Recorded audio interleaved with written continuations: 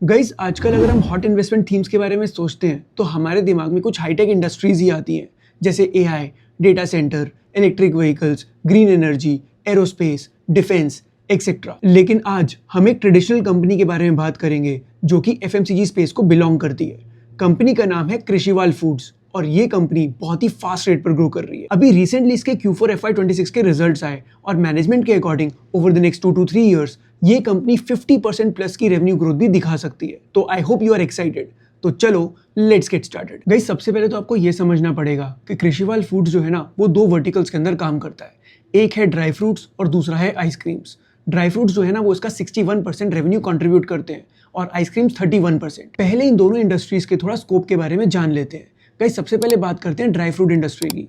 Dry fruit industry जो है ना वो going forward by 2034 it is going to become a $4.7 billion market. मतलब अगर मैं इंडियन टर्म्स में बात करूं तो अराउंड 45,000 करोड़ की मार्केट बन जाएगी बाय 2034 और ये इंडस्ट्री 8.5 to 9% की केगर से बढ़ सकती है over the next few years. इसका सबसे बड़ा रीजन है क्या? सबसे बड़ा गाइस रीजन ये है कि लोग जो है ना वो आज की डेट में ज्यादा हेल्थ कॉन्शियस हो गए हैं। पहले क्या होता था, ड्राई फ्रूट्स जो है ना उनकी ज्यादातर डिमांड जो रहती थी वो फेस्टिवल्स पे रहती थी, मतलब गिफ्टिंग पर्पस के अंदर काम आता था। लेकिन जैसे से लोगों की डिस्पोजेबल इनकम बढ़ने लगी है और लोगों को हेल्थ के बारे में और रियलाइजेशन हुआ है कि उन्हें अपनी हेल्थ का ध्यान रखना चाहिए, they have started consuming dry fruits on a regular basis. मतलब होता क्या था ना, जितने भी ड्राई फ्रूट्स हैं जैसे आलमंड्स, कैश्यूज, पिस्ताशियोज, वॉलनट्स, इन सबकी जो डिमांड थी ना पहले सीजनल रहती थी, लेकिन अब इनकी डिमांड जो है ना वो थ्रू आउट द ईयर रहने लग गई है। मतलब जितने भी हेल्थ कॉन्शियस लोग हैं वो इसे कंसिस्टेंटली बाय कर रहे हैं। लेकिन एकदम से ड्राई फ्रूट्स की डिमांड बढ़ क्यों रही है? गाइस इसके कई रीजंस हैं। पहला रीजन है राइजिंग डिस्पोजेबल इनकम। अब गाइस एक बात सोचो, ये तो हमको पता ही है कि ड्राई फ्रूट्स जो है ना वो थोड़ा एक्सपेंसिव कैटेगरी के अंदर आते हैं, लेकिन जैसे जैसे लोगों की इनकम लेवल्स बढ़ने लग गए हैं they have started preferring dry fruits. दूसरा रीजन है प्रिवेंटिव हेल्थ केयर। अब ये होता क्या है गाइस? प्रिवेंटिव हेल्थ केयर का मतलब ये होता है कि आप पहले से ही हेल्दी ईटिंग करो जिससे आप अपनी डिजीज को या तो आप डिले कर सको या उसको कंप्लीटली अवॉइड कर सको। इसलिए लोग आजकल ड्राई फ्रूट को एज अ हेल्दी स्नैक देखने लग गए हैं और जब से इंडिया के अंदर जिम कल्चर आया है तब से ड्राई फ्रूट की डिमांड बहुत ज्यादा बढ़ने लग गई है। इसके साथ एक और बहुत ही मैसिव शिफ्ट चल रहा है इंडस्ट्री के अंदर, from unorganised to organised space. कहने का मतलब ये है कि पहले जितने भी ड्राई फ्रूट्स होते थे ना वो ओपनली सेल किए जाते थे, लेकिन आज की डेट में जो कस्टमर्स हैं वो पैकेज ड्राई फ्रूट्स प्रेफर कर रहे हैं। मतलब ड्राई फ्रूट की जो क्वालिटी है, जैसे उसका साइज हो गया, ग्रेड हो गया, वो कंसिस्टेंट होना चाहिए या फिर यूनिफॉर्म होना चाहिए, और ये सब ब्रांडेड ड्राई फ्रूट्स प्रोवाइड कर रहे हैं और कृषिवाल इसी इंडस्ट्री टेलविंड का फायदा भी ले रहा है। गाइस फिर बात करते हैं इंडिया में आइसक्रीम कंजम्पशन के बारे में। अब आइसक्रीम की जो डिमांड है वो अराउंड 16 to 18% के केगर पे बढ़ रही है एंड बाय FY34 इस इंडस्ट्री की जो वैल्यू है वो 1.5 लाख करोड़ तक की हो जाएगी। अब गाइस आइसक्रीम की डिमांड इतनी फास्ट क्यों बढ़ रही है? गाइस पहले तो क्या होता था ना, आइसक्रीम एक समर प्रोडक्ट ही रहता था कि समर्स के टाइम पर हम यूजुअली आइसक्रीम ज्यादातर खाया करते थे। लेकिन अब क्या हो गया है ना, इंडिया के अंदर कोल्ड चेन इंफ्रास्ट्रक्चर जो है वो काफी ज्यादा इंप्रूव कर गया है। इसकी वजह से हो क्या रहा है ना, आइसक्रीम की स्टोरेज काफी ज्यादा इंप्रूव कर गई है और उसकी अवेलेबिलिटी भी बढ़ गई है। और साथ में अगर मैं बोलूं जैसे क्विक कॉमर्स हो गया, राइजिंग डिस्पोजेबल इनकम हो गई, लोग प्रीमियमाइजेशन की तरफ बढ़ रहे हैं और राइजिंग टेम्परेचर की वजह से भी आइसक्रीम की जो डिमांड है वो सेक्युलर ट्रेंड पकड़ने लग गई है। मतलब अब वो सीजनल नहीं रही, थ्रू आउट द ईयर रहती है। अब गाइस इन सारे रीजंस की वजह से ये दोनों industries over the next 1 decade बहुत ही फास्ट रेट पर ग्रो कर सकती हैं और कृषिवाल इन दोनों अपॉर्चुनिटीज का फायदा उठाना चाहती है। चलो गाइस अब बात करते हैं कृषिवाल फूड्स के बिजनेस मॉडल के बारे में। अब गाइस कृषिवाल फूड्स जो है ना वो मेजरली 2 सेगमेंट्स के अंदर काम करता है। एक तो हो गया ड्राई फ्रूट्स और दूसरा है आइसक्रीम। ड्राई फ्रूट्स जो है ना बेसिकली वो कृषिवाल नट्स के नाम पे काम करते हैं और वो इनका 61% रेवेन्यू कंट्रीब्यूटर है। और अगर मैं आइसक्रीम्स की बात करूं तो they sell their ice creams under the brand Melton Mellow और ये इनका 31% रेवेन्यू कंट्रीब्यूटर है। पहले बात करते हैं ड्राई फ्रूट बिजनेस के बारे में।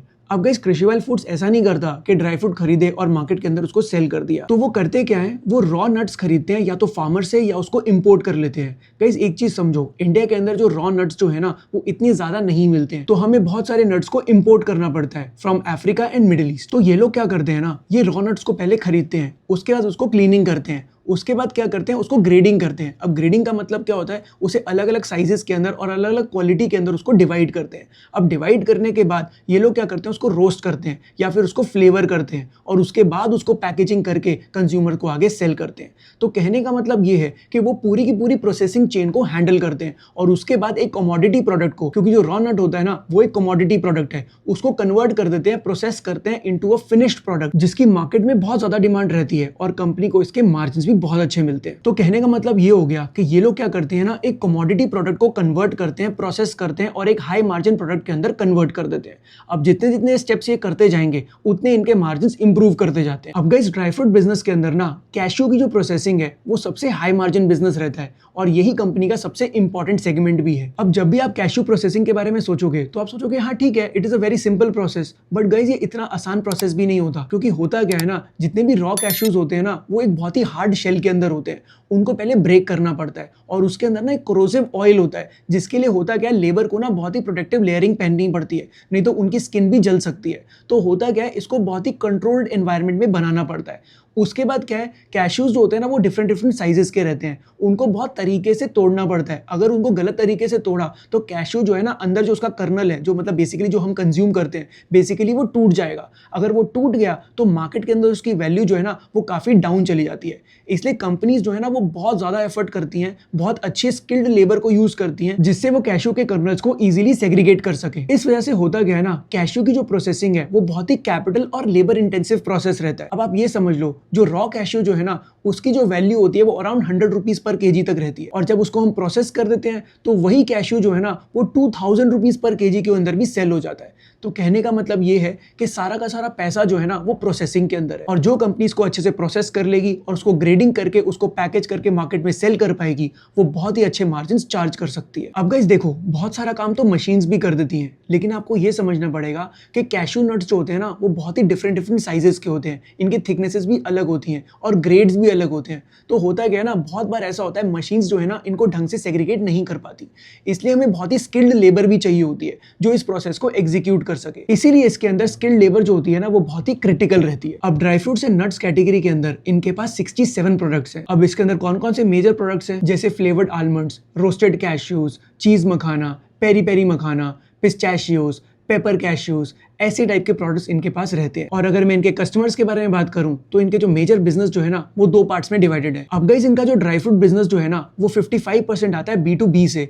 और 45% आता है B2C बिजनेस से। अब B2B के अंदर क्या आ जाता है ना, जैसे रिटेल चेन्स हो गई, कॉर्पोरेट्स हो गई, डिस्ट्रीब्यूटर्स हो गए। अब होता क्या है ना, ये लोग बल्क में ऑर्डर प्लेस करते हैं, इसकी वजह से ये लोग हार्ड बार्गेनिंग भी करते हैं और कंपनी के मार्जिन्स इस सेगमेंट के अंदर थोड़े कम ही रहते हैं। दूसरा सेगमेंट जो है ना दैट इज B2C और वो 45% रेवेन्यू कंट्रीब्यूट करता है ड्राई फ्रूट डिवीजन का।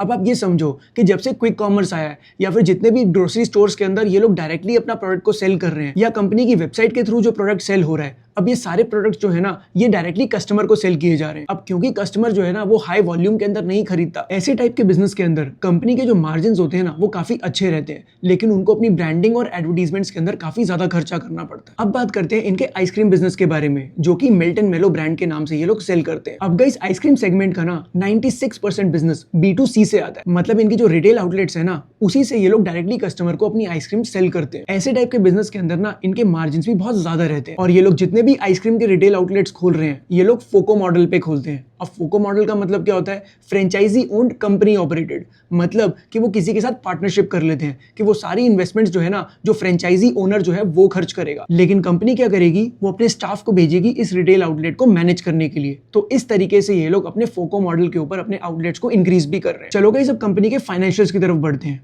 इस FY26 के अंदर कंपनी ने अराउंड 44% की रेवेन्यू ग्रोथ दिखाई, और मैनेजमेंट ने Q4 FY26 की कॉन्फ्रेंस कॉल में ये बोला कि गोइंग फॉरवर्ड वो अपने रेवेन्यू को 50% के रेट पर ग्रो कर सकते हैं over the next 2 to 3 years. अब सिंपल सी बात सोचो, मैनेजमेंट जो है ना वो बहुत ही फास्ट रेट पर ग्रो करने की बात कर रही है, पर वो क्या इसको एग्जीक्यूट कर पाएगी? क्योंकि सिंपल सी बात ये है कि इतना एग्जीक्यूट करने के लिए उन्हें बहुत सारे प्रोसेसिंग प्लांट्स भी चाहिए होंगे। और जब कंपनी से ये पूछा गया कि उनकी कैपेसिटी है कितनी, तो उन्होंने ये बोला कि at this point in time हमारी जो कैपेसिटी है that is 10 metric ton per day, और going forward over the next 2 to 3 years हम इसको 40 मेट्रिक टन पर डे तक इंक्रीज कर देंगे।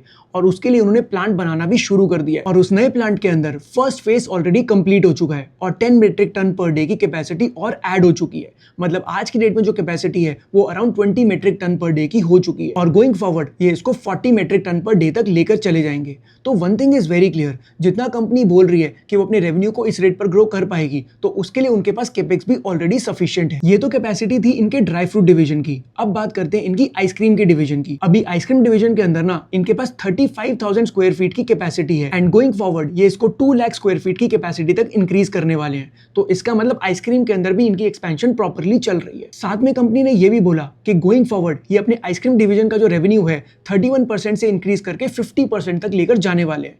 एक चीज मैंने आपको ऑलरेडी पहले बताई थी कि आइसक्रीम डिवीजन के अंदर ना मार्जिन्स बहुत ज्यादा अच्छे हैं, तो अगर ये आइसक्रीम डिवीजन के अंदर ज्यादा फोकस करेंगे तो गोइंग फॉरवर्ड इनके मार्जिन्स भी इंप्रूव करने वाले हैं। तो गाइस मेरे हिसाब से तो कंपनी में बहुत ज्यादा पोटेंशियल है, क्योंकि इसके रेवेन्यू भी जो है वो 50% के रेट पर ग्रो कर सकते हैं। केपेक्स भी इन्होंने ऑलरेडी कर लिया है और मार्जिन भी गोइंग फॉरवर्ड इनके इंप्रूव होने वाले हैं, जिसकी वजह से गोइंग फॉरवर्ड ये अपने ईपीएस को बढ़ा पाएंगे और शेयर होल्डर्स के लिए काफी अच्छी वैल्यू क्रिएट कर सकते हैं। अब गाइस कंपनी में पोटेंशियल तो बहुत है, लेकिन इसको ट्रैक जरूर करना पड़ेगा, क्योंकि अगर मैनेजमेंट ने जो बोला है अगर वो उसको एग्जीक्यूट कर गई तो this can become a potential multibagger. और यही चीज हम आपको सिखाते हैं अपने इक्विटी रिसर्च बूट कैंप के अंदर, जहां पे हम आपको एक इन्वेस्टमेंट फ्रेमवर्क सिखाते हैं और साथ में 15 to 20 सेक्टर्स के बारे में बहुत डिटेल आपको ऑपरेटिंग मैट्रिक्स सिखाते हैं, जिससे आप कॉन्फिडेंटली कंपनी को ट्रैक करना सीख सकते हो। और अगर आप उसको ट्रैक करना सीख गए तो going forward you can make profitable investments. तो आई होप आपको आज का वीडियो अच्छा लगा होगा। If you like this video then don't forget to like, share and subscribe to the channel. I'll see you in the next one.